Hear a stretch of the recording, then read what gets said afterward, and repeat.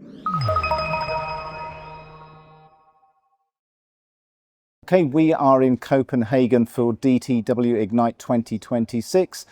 I'm here with a great panel today to talk about the evolution of network management and OSS, and I have Dawood Shahdad, Senior VP of Hybrid M&O at Boost Mobile, Shruti Nair, Director of Voice Core Engineering and Automation at Boost Mobile, and Ahmed Abdelaziz, VP of Network Transformation at Rakuten Symphony.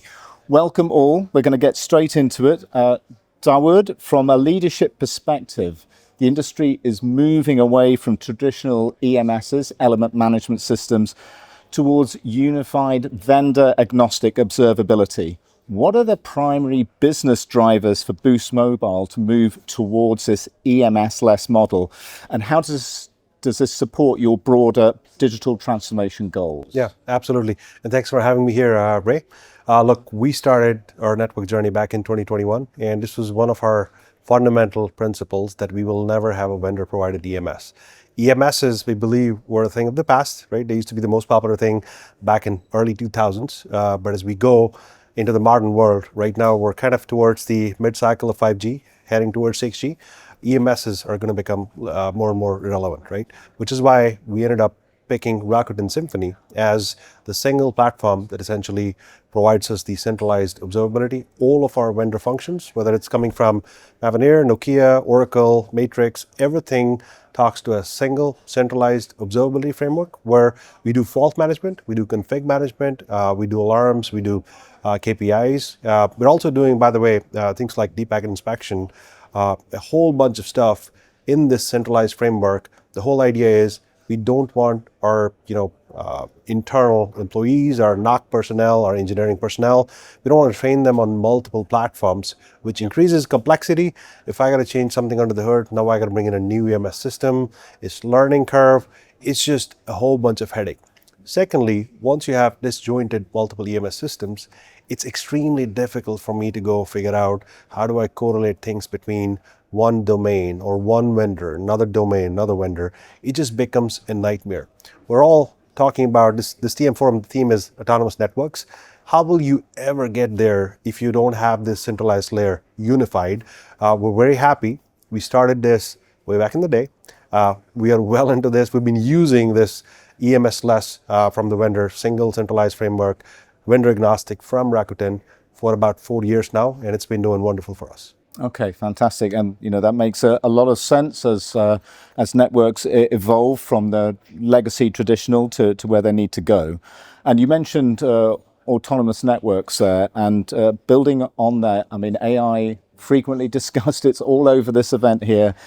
But for an operator of your kind of scale, what are the tangible business outcomes that you expect from AI-driven operations?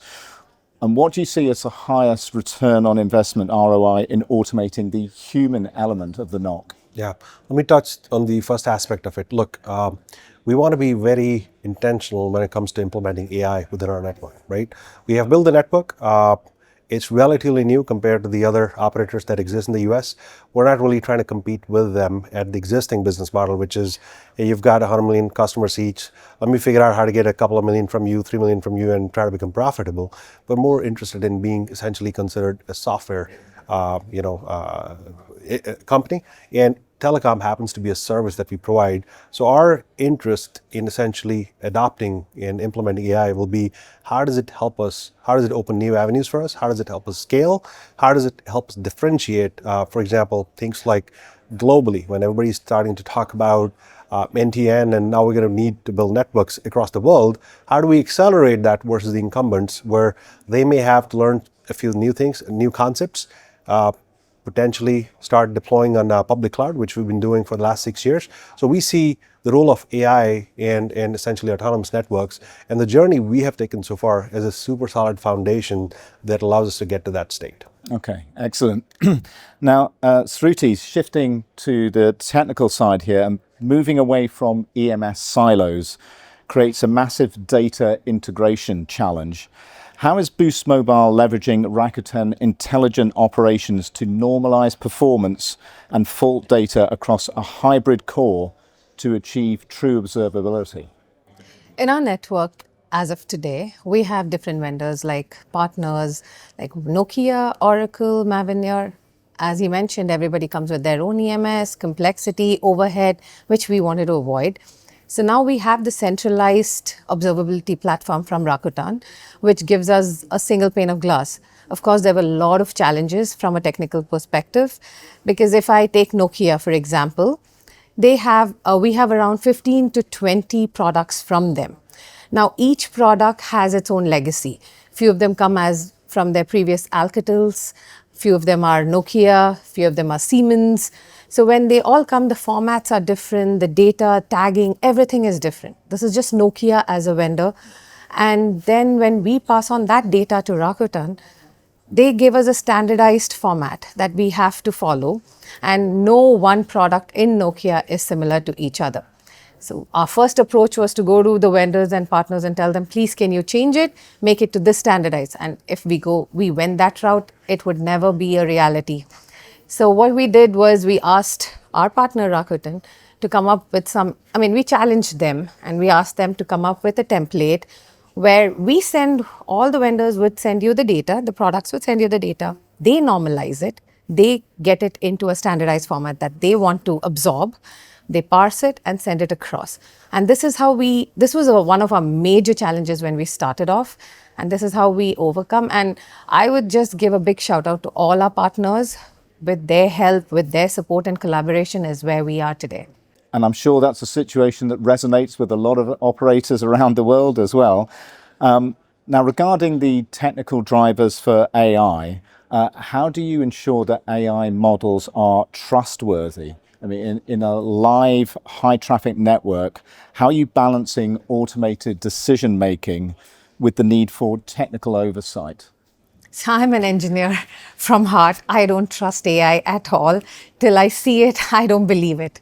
So yes, I won't say our network is completely autonomous, but that is our North Star. We want to get there, maybe 18 months down the lane. So we have to take small, deliberate steps, careful steps towards it. We have built a framework about the observability platform. So this framework gets all the alarms from the observability platform, gets into the nodes and network functions, checks how the network is doing. But it doesn't take any decision. We don't, at the place we are right now, today, I don't want it to take any decisions, inform us, and we would take the decision. It recommends us that this may be the issue, this is what you may want to do, but we don't do anything. I mean, we take careful decisions. Our engineers go in, they get paged out, and then they take decisions. This is production. We have voice calls we're talking about. We have 911 calls. We do not want to drop any of them. So we are taking steps towards it, but very, very careful ones. There are places where we have automated as well. Like if, for example, it's a packet core UPFD and something has gone wrong there, we have given it a playbook.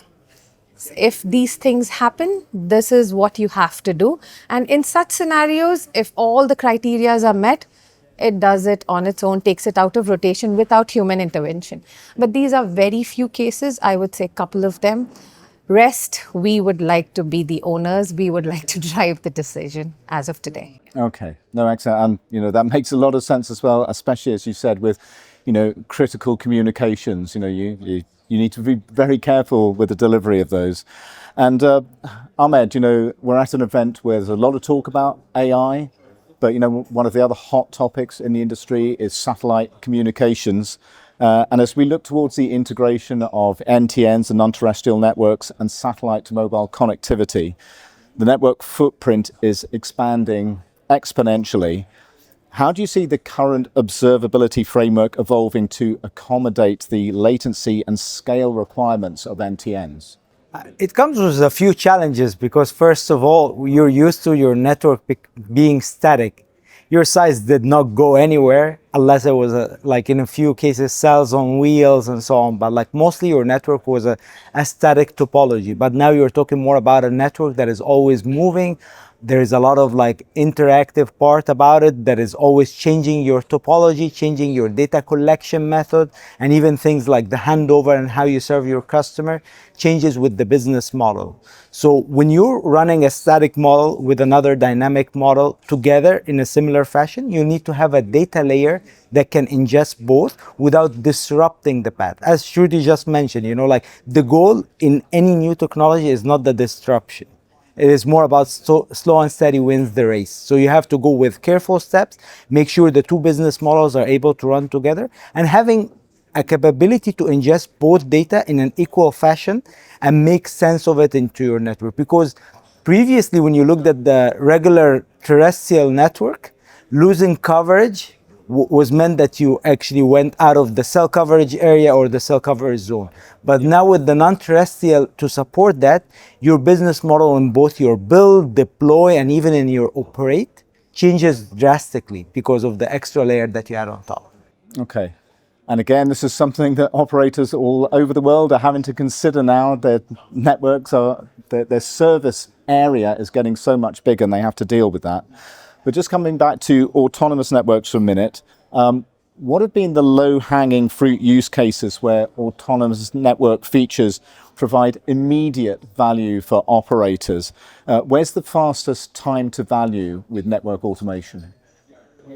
I can say from the top of my head a use case that we worked on at Rakuten, but with few of our partners. But what I would suggest for companies is that we are not a network custodians. So for every company, there is business value where they see the most value and most money coming from. The transformation journey needs to be self-funded, which means that your first successful step make you reach another step where you're able to gain a business value and ROI so that you can refund it into the network. Because if you do 5-6 use cases in the same time, you're gonna end up more experimentation and more overloaded costs. In our case, it was energy efficiency, for example, because this is where we saw, okay, if I save 20%, 30% of energy on the radio network elements, we're gonna be able, or on the core, or on the even the servers, you're gonna be able to reinvest that money back into the network. But for other companies, it might be the lifecycle management, it might be the fault and performance, the fault automation or the fault transformation. So it depends on the company, but the key is that you focus on use case where you have the most pain points and where you can see that if you tackle it with autonomy, that you're gonna be able to have a bigger ROI. Okay, fantastic insights. I'm sure, again, that's something that operators all over the world are thinking about, how they get their ROI from their autonomous strategies. So Ahmed, Shruti, Dawood, thanks so much for joining us today. Great insights and enjoy the rest of the show. Thank you.